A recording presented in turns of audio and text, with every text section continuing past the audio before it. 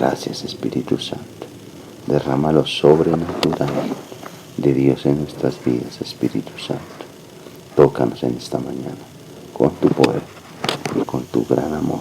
Háblanos a través de esta poderosa palabra que hoy vamos a escuchar. Amén. Hoy quiero hablarles un tema que estuve preparando el día de ayer, que se llama miseria, pobreza y mediocridad. Se los voy a repetir.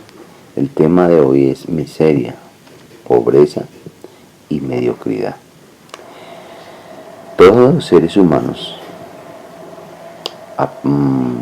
desde Adán hasta el día de hoy, se han visto enfrentados en una lucha sin cuartel contra la miseria, la pobreza y la mediocridad. Estas tres palabras no solamente tienen que ver con el aspecto material, sino también con el aspecto espiritual, porque es bien cierto que hay miseria y hay pobreza material, pero también hay miseria y pobreza espiritual, y el ser humano siempre ha estado allí tratando de liberarse de estas ataduras o maldiciones que vienen como consecuencia de su maldad, como consecuencia del pecado. El salmista decía: en pecado me concibió mi madre. O sea que hay un resultado que trae el pecado inherente en el hombre, y es la miseria y la pobreza o mediocridad, tanto en lo espiritual como en lo material.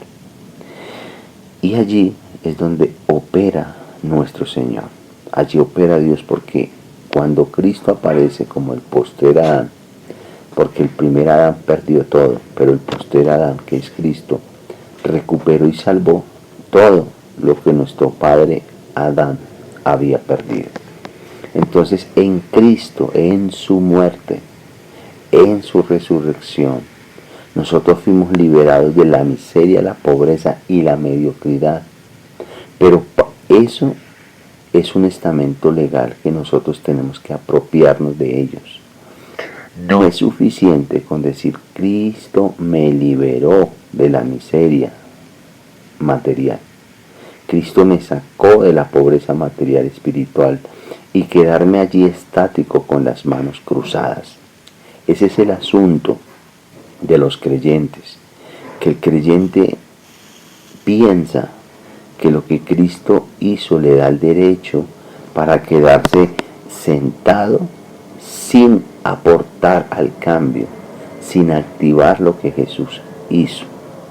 Entonces el creyente hoy está debatiéndose entre o se queda en la miseria, se queda en la pobreza, se queda esclavo de la mediocridad, o toma la determinación de emprender acciones, actitudes para materializar la libertad que Cristo le dio. Miseria, pobreza y mediocridad son tres palabras que, aunque los seres humanos queremos ocultarlas, aunque queremos tapar el sol con un dedo, los resultados están allí y dejan ver quiénes en verdad nosotros somos, tanto espiritual como materialmente. Hoy quiero, para entrar al tema, narrarles la historia de un hombre muy sabio, juntamente con su discípulo. Y esta historia nos va a hablar claramente de cómo nosotros podemos liberarnos de estas miserias, pobrezas y mediocridades. Todos en algún aspecto de nuestra vida, interna o externa, tenemos miseria, pobreza, o somos mediocres en algún aspecto, en algún área de nuestra vida. Pero Dios no quiere dejarnos ahí. Dios quiere que nosotros hagamos algo. Él ya lo hizo todo por nosotros. Él ya lo dio todo por nosotros. Ahora Él está esperando que nosotros hagamos algo también. Cuenta una historia que un joven discípulo vivía atormentado por no entender por qué la mayoría de personas se conformaba a padecer una vida de escasez y de mediocridad. Al ver que aquella inquietud no se disipaba, su anciano y sabio maestro finalmente decidió ayudarle. Le pidió que la acompañara a visitar una familia de amigos suyos que vivían en el campo. Tengo que entregarles una caja muy importante. Además, te sentará muy bien salir de la ciudad y respirar aire fresco, concluyó el anciano sabio. Tras varias horas de viaje, el joven comprobó con asombro que habían llegado a uno de los lugares más pobres y desolados de aquella provincia. De hecho, la familia de amigos de su maestro vivía en una casucha que estaba hecha polvo, que parecía a punto de derrumbarse. En el terreno de alrededor, que era muy grande, se acumulaban todo tipo de escombros y de basura, los cuales emanaban un olor fétido y nauseabundo, horrible. Y no solo eso, el techo tenía agujeros por donde se filtraba el agua, generando numerosas goteras. Lo que más impactó al joven discípulo fue que en aquella inhóspita barraca de apenas 100 metros cuadrados vivían 8 personas. Vivía el padre, la madre, 4 hijos y 2 abuelos, en un espacio de terreno que eran de 100 metros, pero una casucha construida de 10 metros. Todos ellos vestían con ropa vieja y sucia y transmitían un olor profundo a resignación y tristeza. En sus ojos se podía leer la tristeza profunda, la falta de sueños, la falta de alegría, porque estaban resignados a su pobreza. Realmente malvivían en un estado de profunda miseria. Pero lo único que esta familia poseía era una vaca flaca. Una vaca flaca. Sí, correcto. Eran lo único que tenían, la cual les proveía semanalmente de leche con muy poco valor nutricional. Este animal era lo único que les separaba de la quiebra total. El anciano y el joven acamparon junto a la casucha y pasaron ahí la noche como pudieron. A la mañana siguiente se levantaron muy temprano y sin despertar a ningún miembro de aquella familia. El sabio dejó la caja bajo unos matorrales plagados de desperdicios antes de emprender el viaje de vuelta. Y justo cuando estaban pasando por delante de la vaca, el maestro sacó una daga y degolló al pobre animal ante la incrédula mirada de su discípulo. ¿Pero qué has hecho? ¿Por qué le has arrebatado a esta familia su única posesión?, le preguntó el joven discípulo, sin encontrar una respuesta.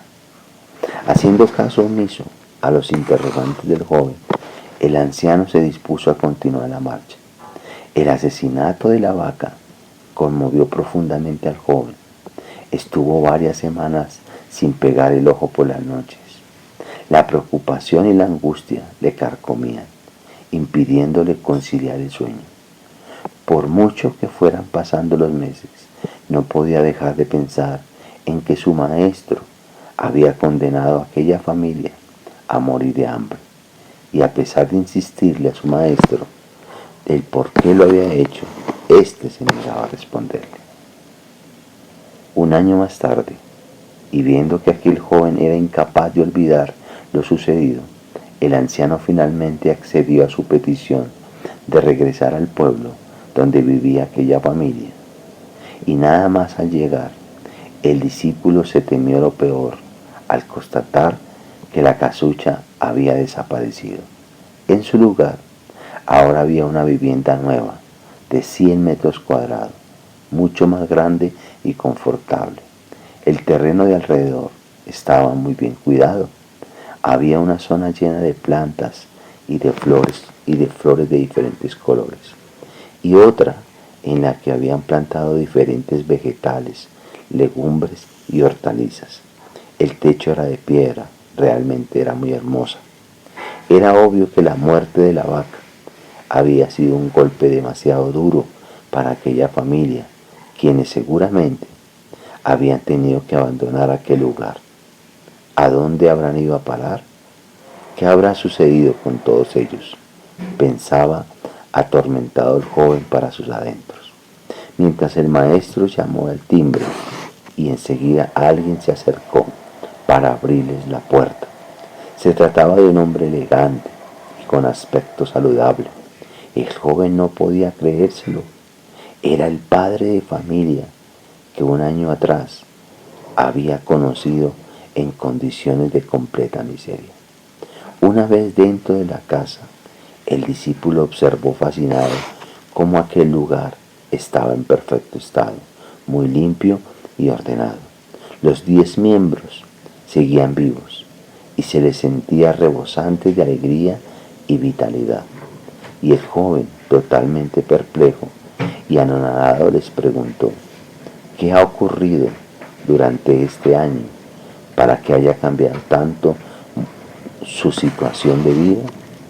El hombre les explicó que justo coincidiendo con el día de su partida, algún maleante envidioso había degollado salvajemente a su vaca, y que su primera reacción ante la muerte de aquel animal había sido la impotencia, el pánico y la desesperación, principalmente porque la vaca había sido durante muchos años su única fuente de sustento. Poco después de aquel trágico día, continuó relatando el hombre, decidieron que tenían que despertarse, pellizcarse, para poder sobrevivir y prosperar. Fue entonces cuando decidieron limpiar el terreno que rodeaba la casucha, encontrando una caja llena de semillas debajo de unos matorrales llenos de desperdicios. Por lo visto, eran diferentes vegetales, legumbres y hortalizas. También habían semillas de distintas plantas y flores. Así que decidieron trabajar y sembrar la tierra, produciendo sus propios alimentos. Enseguida comprobaron que aquel terreno era muy fértil. También descubrieron que a él se le daba bastante bien la agricultura y que a su mujer le encantaba la jardinería. Pronto empezaron a vender el excedente de alimentos en el mercado del pueblo, así como los ramos de flores a la floristería local. Con el dinero que fueron amasando, compraron más semillas, hasta que tuvieron el suficiente para montar su propio puesto de verduras y su propia floristería.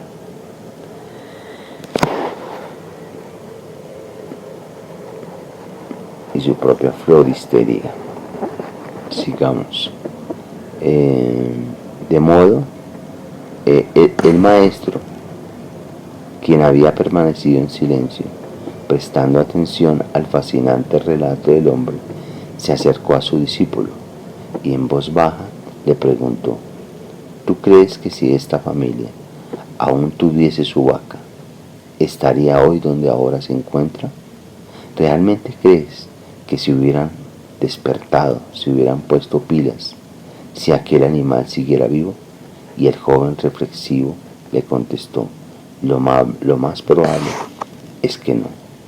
Y el anciano, mirándole fijamente a los ojos, añadió: aquella vaca, además de ser la única posesión de esta familia, también era la cadena que los mantenía atados a una existencia de miseria y mediocridad.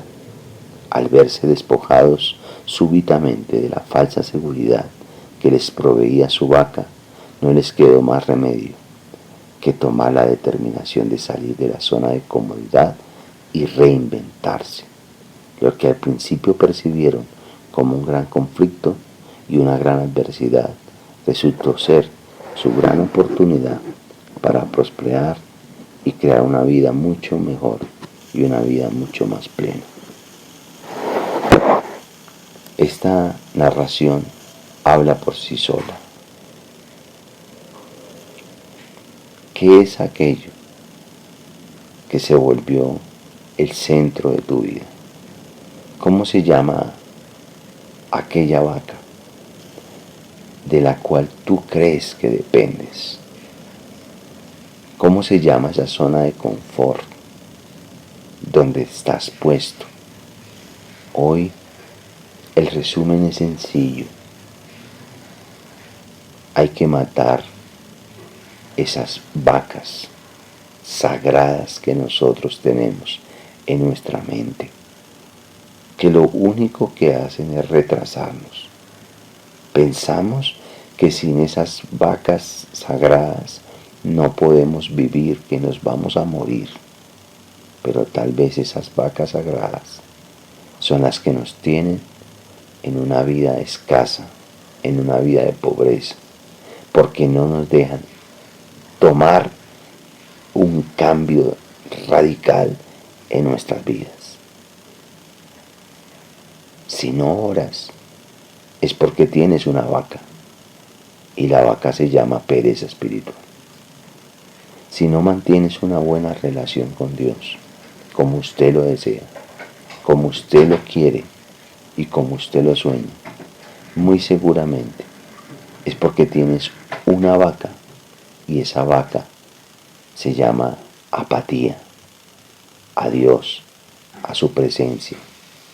Si no puedes ver los frutos que tú quieres tener en tu vida, es porque tal vez tienes una vaca que se llama rebeldía, desobediencia, Absalón, Jezabel, Judas, anarquía. Si tienes una vida de pobreza material, donde el dinero no te luce, donde los recursos financieros no te alcanzan, es porque tienes tal vez una vaca que matar, que se llama desobediencia a la palabra, incredulidad a la palabra. Hoy es el tiempo que usted sea ese joven anciano sabio que toma una daga y degolla esa vaca, para que usted pueda despabilarse, despertarse y cambiar su propia vida. Recuerda, amigo, Dios ya lo hizo por ti. Ahora tú tienes que activarte y tomar lo que Dios ganó para ti. Amén y amén. Dios les bendiga a todos. Dios les prospere. Dios les engrandezca a ustedes.